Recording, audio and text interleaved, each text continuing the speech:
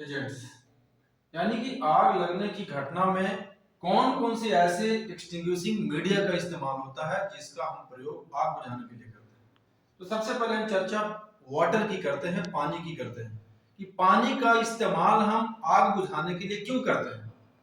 आपको पता है कि फायर ट्रायंगल के अंदर हमने देखा था कि हीट एक इंपॉर्टेंट इंग्रेडिएंट है, एक इंपॉर्टेंट फैक्टर है।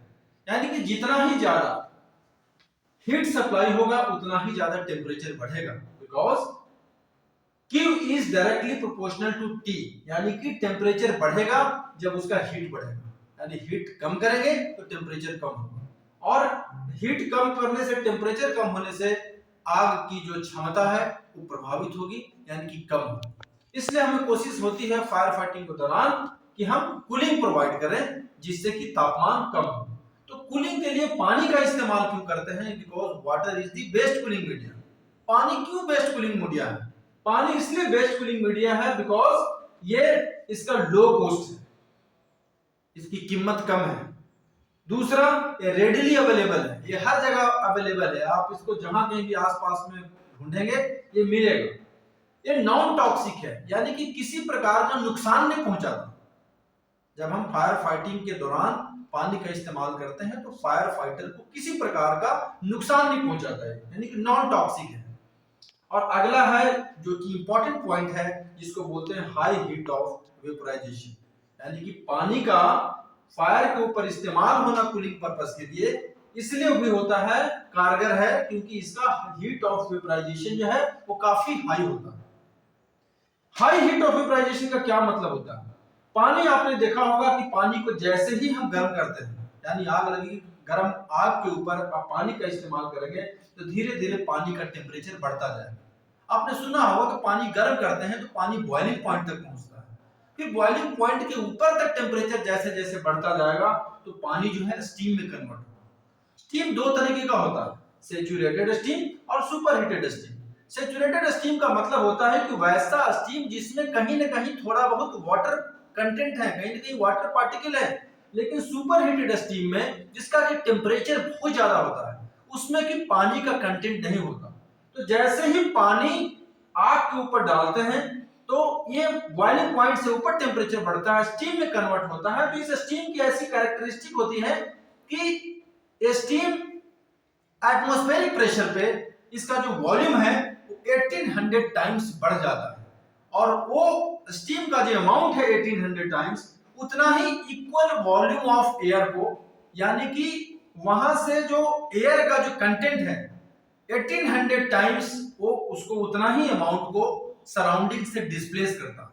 तो इससे हमें क्या फायदा मिलता है? इससे हमें दो फायदा मिलता है कि पानी डालने से हमें कूलिंग इफेक्ट मिलता है, टेम्परेचर कम होता है, और दूसरा स्मूथनिंग इफेक्ट देता है। स्मूथनिंग इफेक्ट इसलिए देता है क्योंकि जैसे ही स्टीम में कन्वर्ट होता है पानी, स्टीम का जो डेंसिटी है वो एटमॉस्फेरिक प्रेशर पे 1800 टाइम्स बढ़ जाता है, और 1800 टाइम्स का स्टीम का जो वॉल्यूम है उतने ही इक्वल अमाउंट ऑफ एयर को सराउंडिंग से डिस्प्लेस करता है।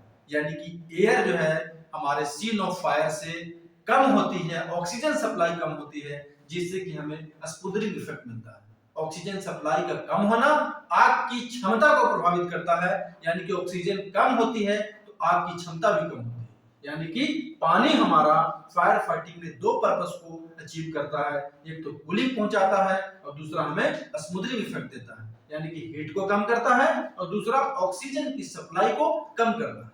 लेकिन ध्यान ये भी देने वाली बात है कि फायर फाइटिंग के दौरान हमें यह भी देखना पड़ता है कि हमें सेफ्टी एस्पेक्ट्स को भी ध्यान में रखना पड़ता है। तो फायर के जो में वाटर का इस्तेमाल कुछ निगेटिव एस्पेक्ट के साथ भी होता है, यानी कि इसके क्या क्या ऐसे निगेटिव पहलू हैं जहां पे पानी के इस्तेमाल करने की वजह जो कि फायर फाइटर के ऊपर नुकसान पहुंचा सकते हैं। फर्स्ट पॉइंट इज कि पानी जो है एक गुड कंडक्टर ऑफ इलेक्ट्रिसिटी है, यानी कि इलेक्ट्रिकल फायर के ऊपर हम इसको इस्तेमाल नहीं कर सकते हैं, क्योंकि जब भी इलेक्ट्रिकल फायर के ऊपर पानी का इस्तेमाल करेंगे तो चूंकि ये गुड कंडक्टर ऑफ इलेक्ट्रिसिटी है, इसलिए जो फायर फाइटर है उसको ये शॉक पहुंचा सकता है, उसको ये बिजली का जो शॉक है उससे फायर फाइटर इंजर्ड हो सकता है, घायल हो सकता है, और उसको जान की भी क्षति हो सकती है। दूसरा है कि पानी जो है कुछ आइटम्स के ऊपर पड़ने से वाटर डैमेज हो सकता है, इक्विपमेंट नुकसान हो सकता है। तीसरा है लिक्विड फायर के ऊपर पानी इफेक्टिव नहीं है, बिकॉज पानी की डेंसिटी लिक्विड से ज्यादा होती है, इसलिए लिक्विड फायर के ऊपर पानी कारगर नहीं है। अगला पॉइंट है कि ये कुछ सर्टेन ऐसे हॉट मेटल्स हैं या केमिकल्स हैं जो कि पानी उसके ऊपर कॉम्पेटिबल नहीं है, यानी कि वैसे मेटल के ऊपर इस्तेमाल करेंगे तो पानी उसको नुकसान पहुंचाएगा। मेटल हो सकता है कि बहुत कीमती है, बहुत ही प्रीशियस है, तो उस पर पानी डालने से आग बुझाने के लिए एक बड़ा मतलब नुकसान हो सकता है, यानी कि मेटल जो है हमारा कंप्लीटली डैमेज हो सकता है। यानी कि इसका नेगेटिव एस्पेक्ट है कि ये कॉम्पेटिबल नहीं है विद सर्टेन हॉट मेटल्स या केमिकल्स। और हमको इसको ध्यान रखना है कि कहां पे हमको पानी इस्तेमाल करना है, इसलिए नेचर ऑफ फायर को जानना आवश्यक है। और अभी आपने देखा कि पानी फायर फाइटिंग में किस प्रकार का रोल अदा करता है।